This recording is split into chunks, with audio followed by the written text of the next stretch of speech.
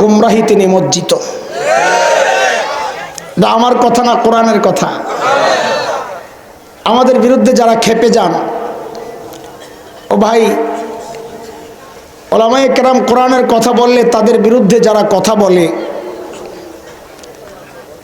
এরা number one পাগল। কেন?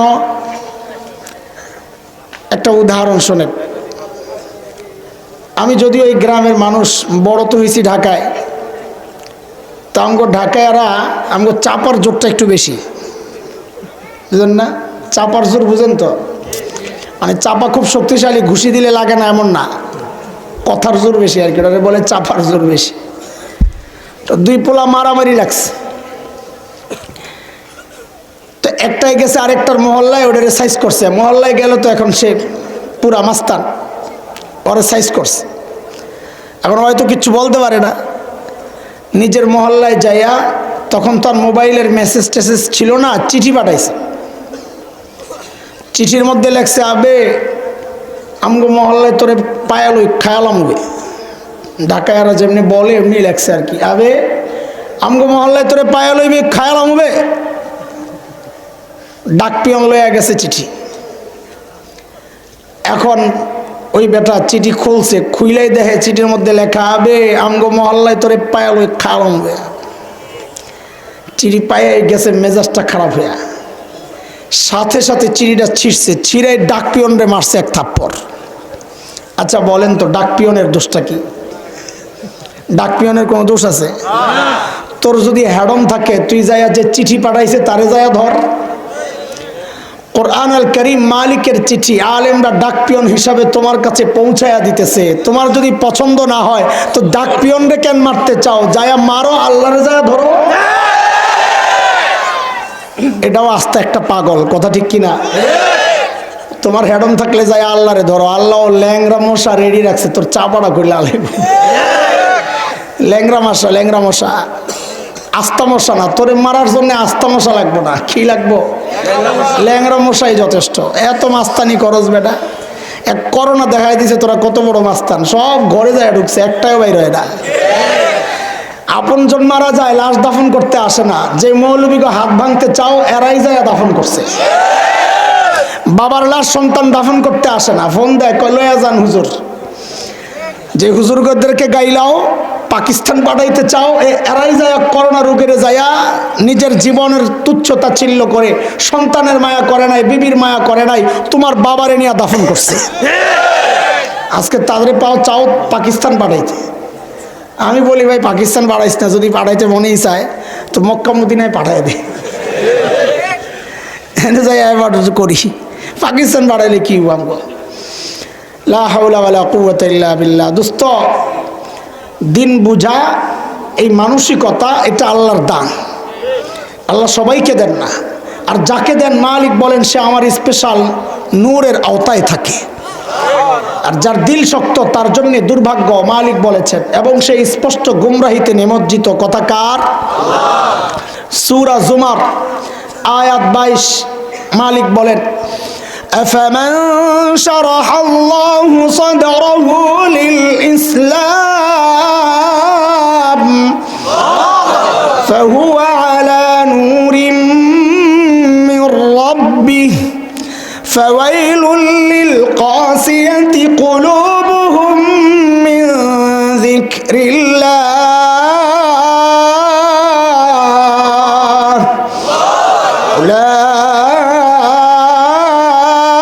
أولئك في ضلال মুবিন।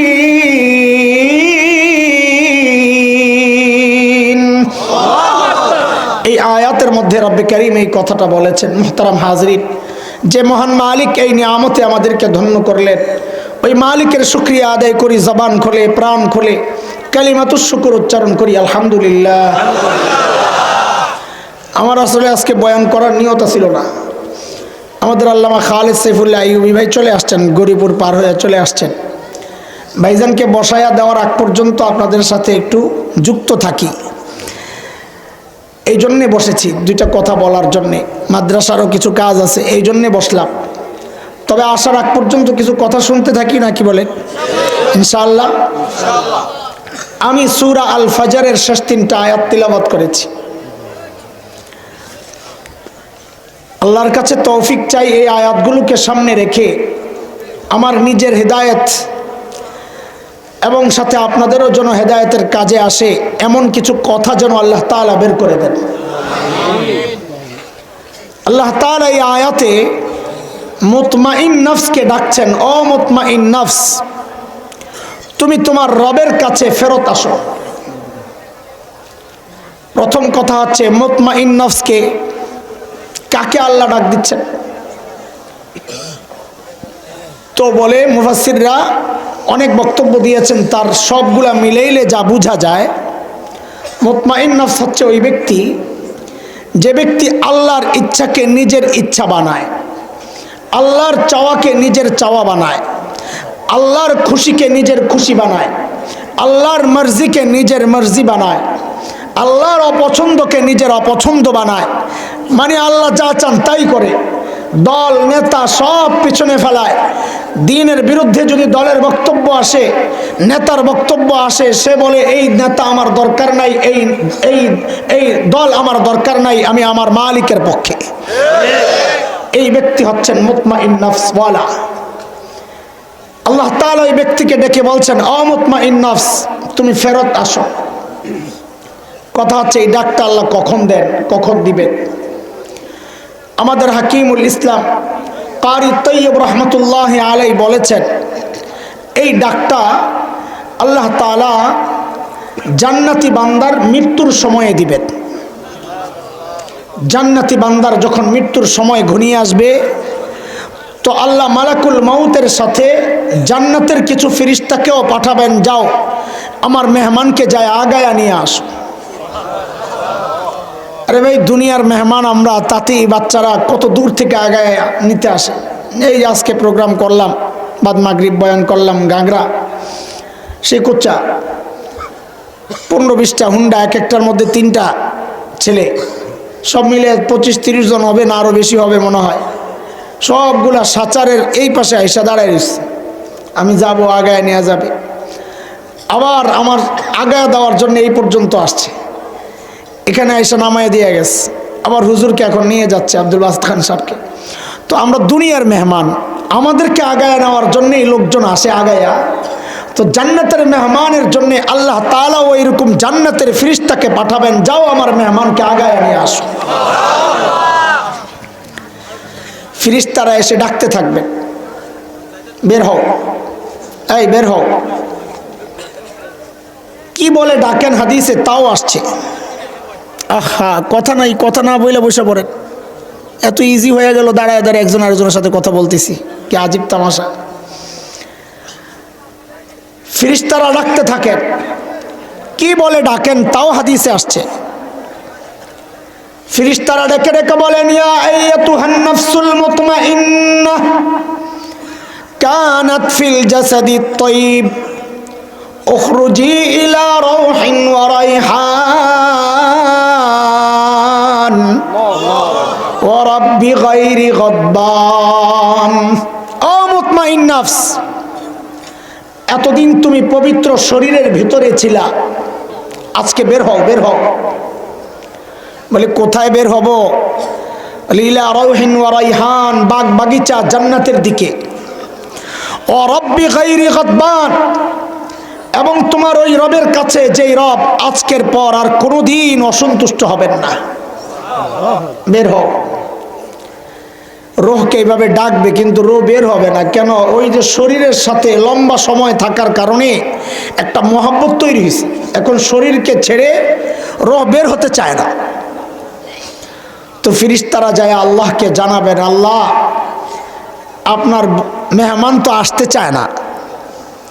তো আল্লাহ তাআলা বলবেন, যাও আমার মেহমানকে তার জান্নাতের বাড়িটা একটু দেখায় দাও।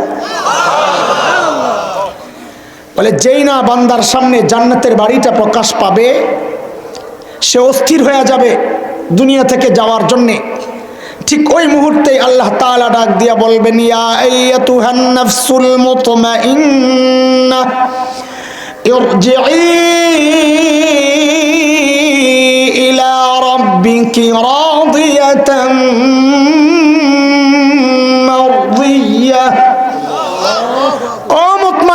নাফস ইরজিই, ফেরত আসো। খেয়াল করেন কথা, ফেরেশতারা যখন ডেকেছিল, ফেরেশতারা বলেছিলেন উখরুজি, বের হও বের হও। আল্লাহ যখন ডাকছেন, আল্লাহ শব্দ পাল্টিয়েছেন, আল্লাহ বলছেন ইরজিই, বের হও না, ফেরত আসো। কি আল্লাহর শব্দ কি বলেন? ফেরেশতাদের শব্দ কি ছিল? দুইটা কি এক জিনিস? দুই জিনিস। মানে কেউ যখন নিজের ঘরে থাকে তো তাকে যখন বের হতে বলা হবে তো বলা হবে বের হও বের হও, না বলা হবে ফেরত আসো। বলেন, নিজের ঘরে যদি কেউ থাকে, সে যদি বের হতে চায় বা তাকে যদি বের হতে বলা হয় তো কি বলা হবে? বের হও না ফেরত আসো? বাচ্চা বাহিরে, মা ডাকতেছে, সন্ধ্যা হয়ে গেছে, কি বলবে? এই ঘরে ফেরত আয়, নাকি বের হ বের হ? কি বলবেন? ঘরে ফেরত আয়। ফেরেশতারা বলেছিলেন বের হও, আল্লাহ বলেন ফেরত আসো। পার্থক্য কি? আল্লাহ বুঝাচ্ছেন, এরে বান্দা, এটা তোর আসল জায়গা না, তোর আসল জায়গা আরেকটা, ওখানে ফেরত আয়। বলে আল্লাহ আমার আসল জায়গা কোনটা? বলে ওই যে জান্নাত দেখা যায়। ইরজিই ইলা রাব্বিক, তোর রবের কাছে ফেরত আয়। যে রবের সিদ্ধান্তে দুনিয়ায় তুই রাজি ছিলি বান্দা, পরীক্ষা দিয়েছিস, ওই পরীক্ষায় তুই পাস, আজকে ফলাফল ঘোষণা হচ্ছে, মারদিয়া, রব তোর উপর রাজি। কিন্তু সমস্যা হইল কি জানেন?